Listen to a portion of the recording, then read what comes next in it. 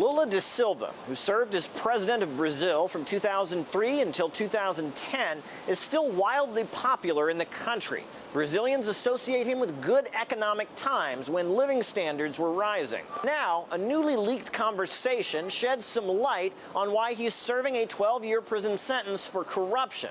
It turns out that at his trial, the judge and the prosecutor were in cahoots. These are some of the private conversations that took place during the trial, with Judge Moro seemingly instructing the prosecutor about how to proceed with the case.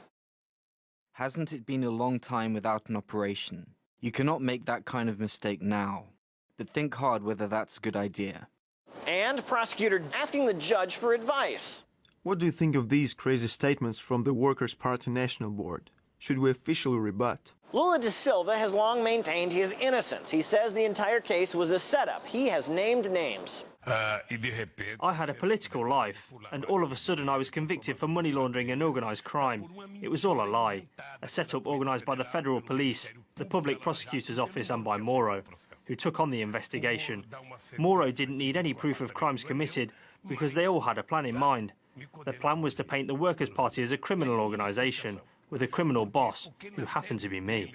Well, it seems the new leaks show that Lula da Silva was right. Here's an extract where the judge is seemingly directing the prosecutor, and the prosecutor himself is admitting his case is weak.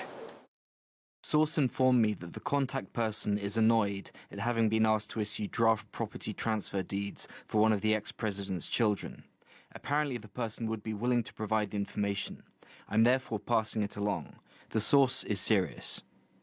They will say that we are accusing based on newspaper articles and fragile evidence. And here is what makes it even more scandalous. Lula da Silva's imprisonment is what prevented him from running for president last year. And take a look at the polls. Da Silva had a pretty solid lead. So then Bolsonaro, who won the election after his main opponent was blocked from running, actually promoted Judge Moro after he took office.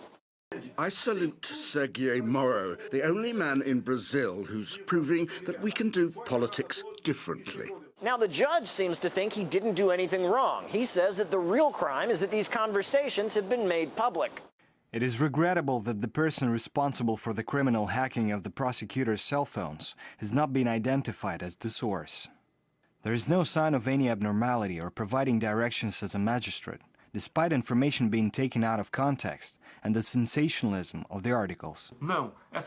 Those accusations published by The Intercept are not true, and their origin is linked to a criminal hack. Even though I don't acknowledge the trustworthiness of the messages, I realize that they can create some discomfort for some people, and we are deeply sorry about that. The leaked Telegram conversations give the impression that Da Silva was railroaded in order to keep him off the ballot, and there's more to come. We are continuing our work on the case. As we said, these are just our first reports. We have a lot of information. We have analyzed, I think, only 1% of the conversations. We will publish materials from these messages.